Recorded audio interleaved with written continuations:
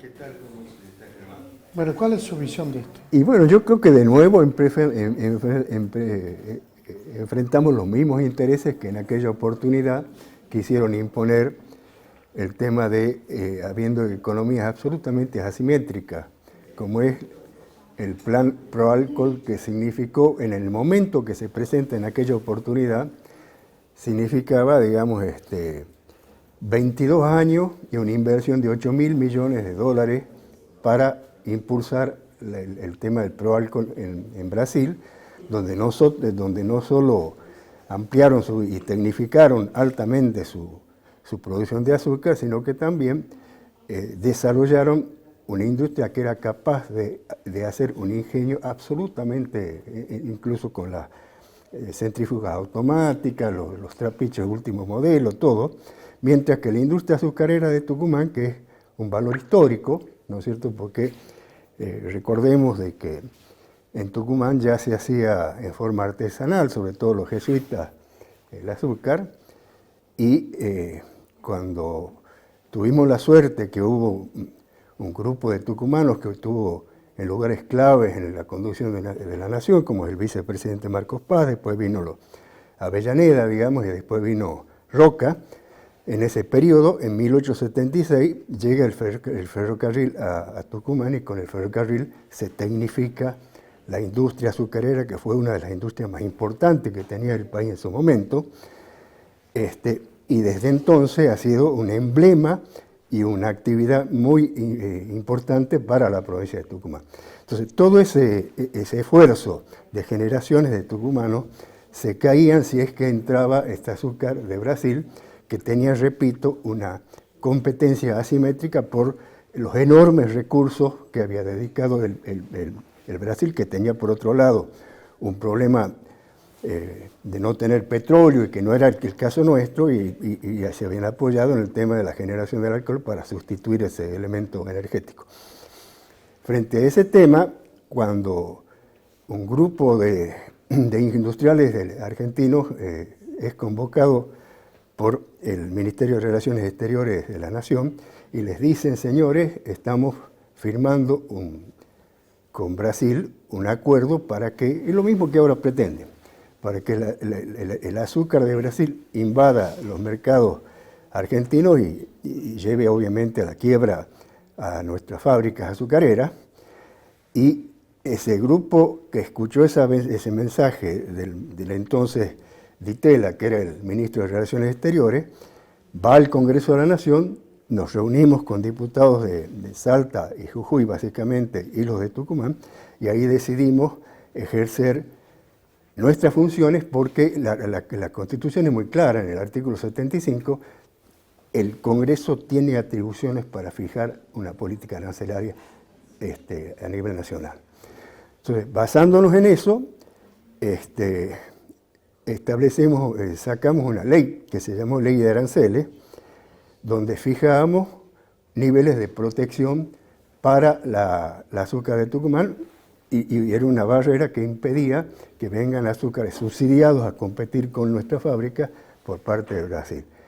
Ese tema cayó muy mal en el gobierno, era Menem el presidente, e inmediatamente empezaron las presiones, incluso a través del sistema mediático, para que reviéramos esa posición. Incluso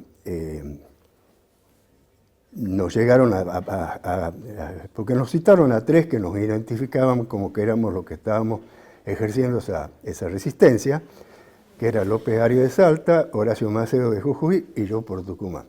Nos citaron al Poder Ejecutivo Nacional con todos los secretarios y el ministro de Relaciones Exteriores, Roque Fernández, que estaba en el ministro de Economía, para decirnos que era imposible, que no podían retroceder, que bla, bla, que había que dejar que esto así, pero que ellos se comprometían a fijar otro tipo de medidas para evitar que colapsara la industria azucarera.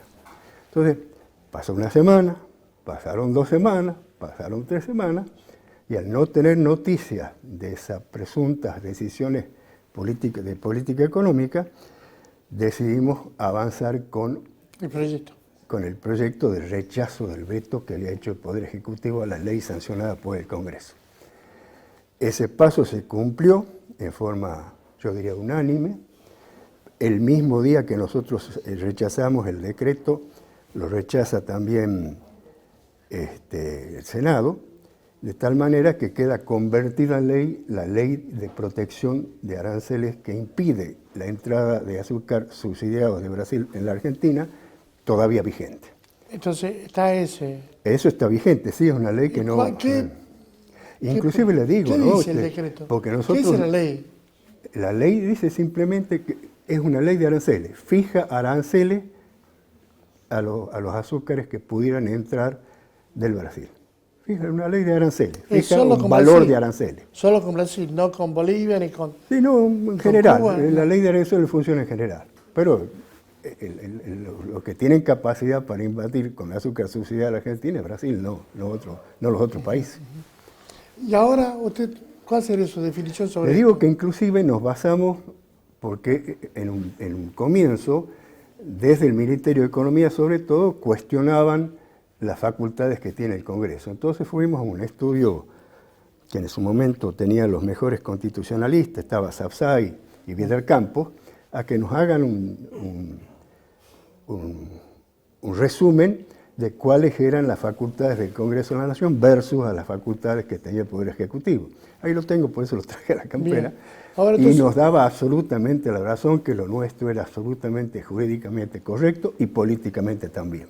Ahora, entonces, ¿quiere decir usted, hoy no se podría importar? No, no puede. Tiene que modificarse la ley. Tienen que derogar esa ley. No está derogada. Tienen que derogar, no está justamente, intentaron derogarla y perdieron porque el Congreso con los 2/3 de votos rechazó el veto que ellos habían hecho sobre la ley. Entonces, hay que estar tranquilo. Yo creo que sí, pero evidentemente hay de nuevo presiones desde el Ministerio de Economía y el propio presidente de la Nación anunció que iban a avanzar en esa dirección, lo cual obliga a quienes defendemos este tipo de actividades porque son históricas, porque son parte importante todavía de nuestra realidad económica, estemos en estado de alerta para ejercer esa defensa nuevamente. Hace un rato estuvo acá Fara, que es el titular de UCIT, y dijo que ahora en la actividad azucarera hay una nueva figura que son los compradores de caña en pie. Bueno, eso sí, será parte de las transacciones que se hacen de materia prima. ¿Es correcto eso? Es parte de la realidad económica, ¿no es cierto? Habrá quienes venden la caña en pie y quienes... Bueno, la venden desesperado, que es el cañero más chico. Sí, bueno, eso ya es un problema de política interna. Gracias, ahí no interviene Brasil ya, claro, ni las apetencias, digamos, de otros países sobre nuestra economía. Gracias, querido, le agradezco muchísimo. Sí. Nos vamos a una pausa, señor director, por favor.